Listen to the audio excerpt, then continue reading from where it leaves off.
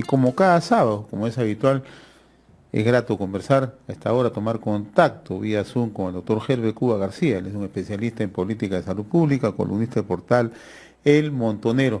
Mi estimado doctor Gerbe Cuba, qué gusto saludarlo. Gracias por atender esta conversación sabatina, ¿no? Buen día, muy amable.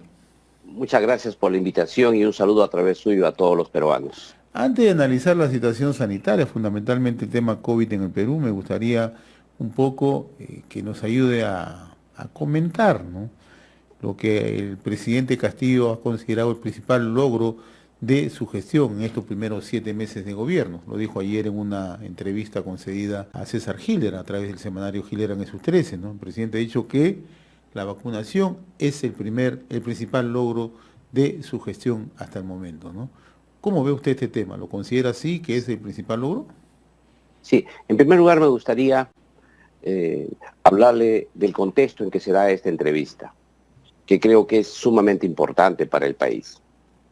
El contexto es que en el Perú, el día de hoy, se lleva a cabo uno de los más grandes debates políticos e ideológicos de los últimos 30 años.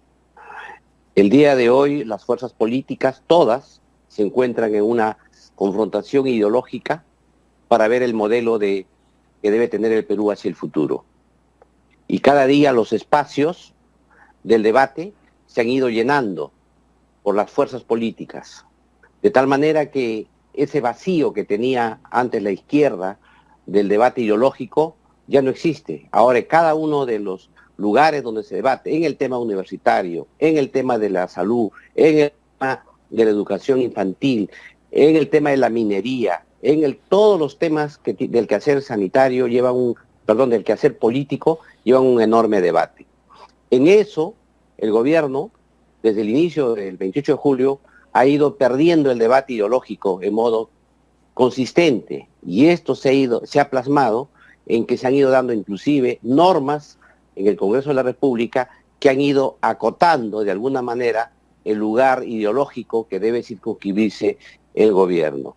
A tal punto que la entrevista que ha señalado, que usted me pregunta, el presidente Castillo no ha podido señalar un norte estratégico para su gobierno, porque siente que si señala ese norte, va, por un lado, no tener el respaldo ideológico suficiente para sustentarlo, pero en segundo lugar, generaría enorme polémica al siguiente día que haría que sus declaraciones sean controversiales.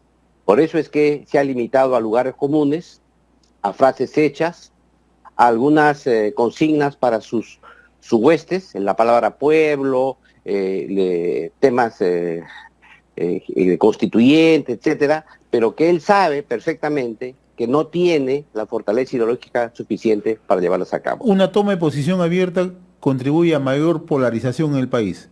¿Eso es así?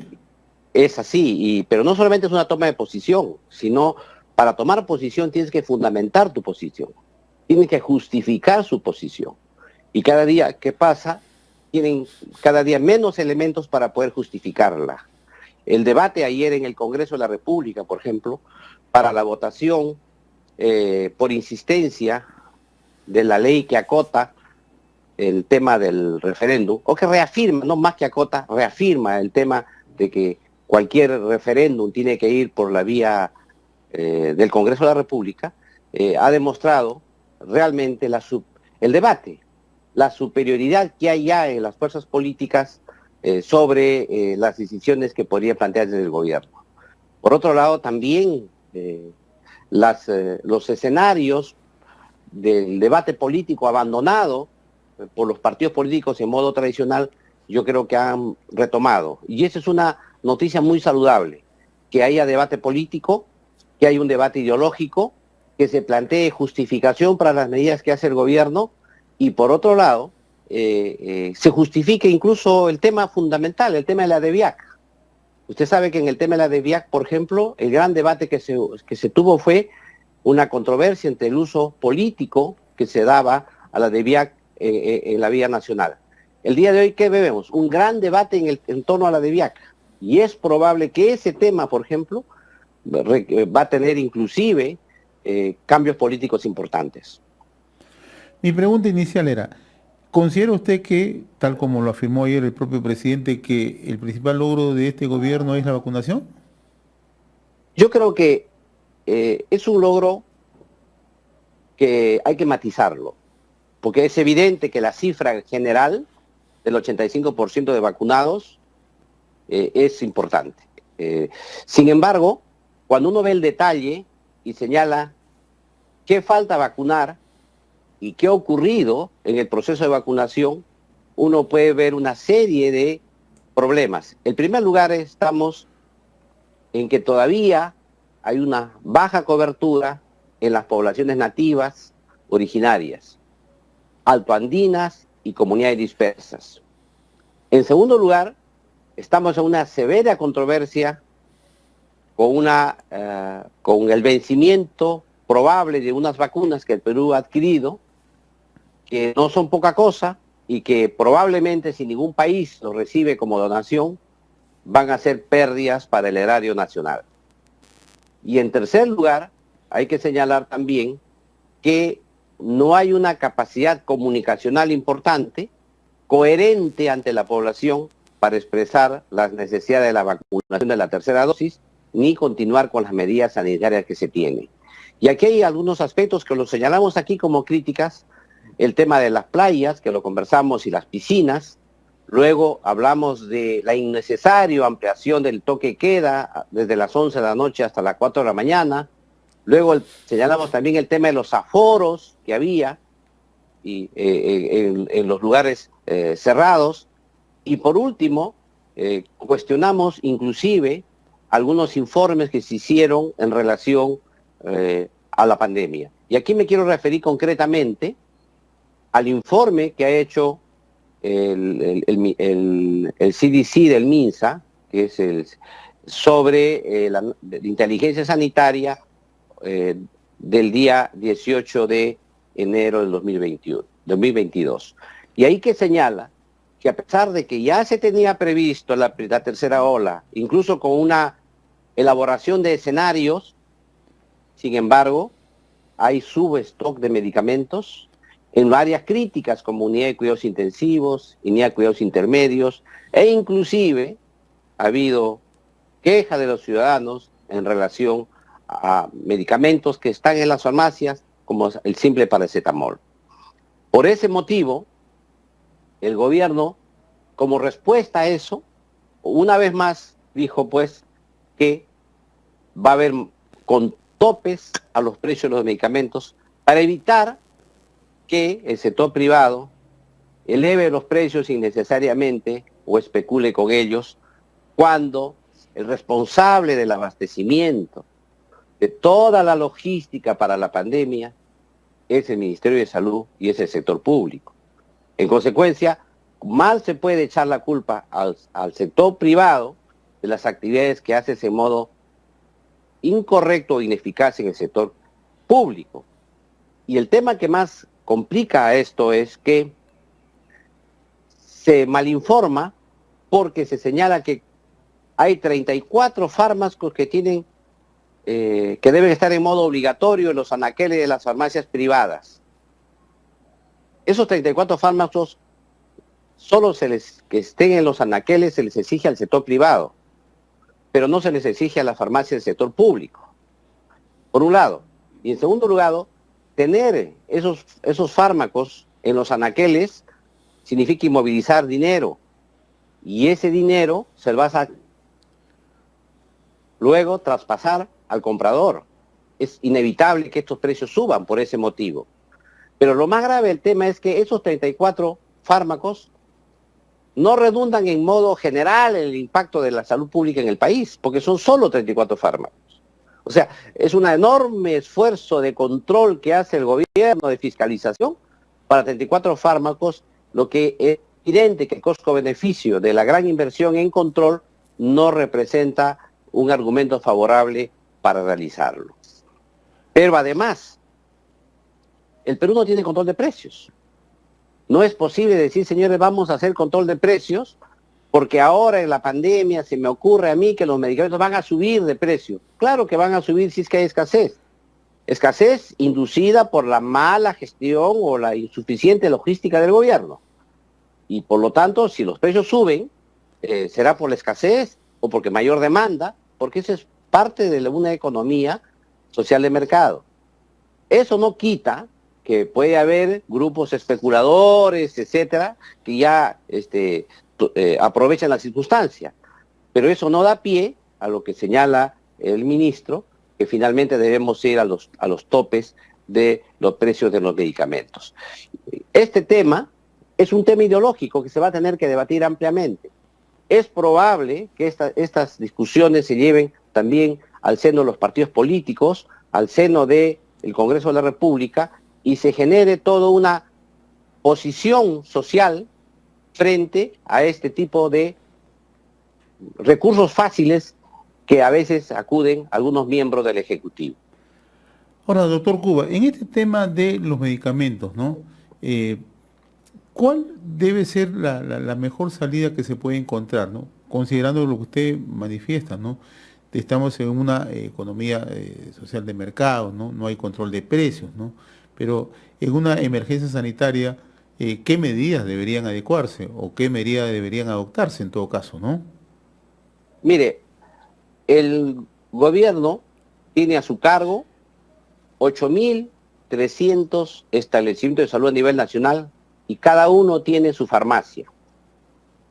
En segundo lugar, tiene una gran penetración del mercado, porque las tiene distribuidos en 1.874 distritos a nivel nacional.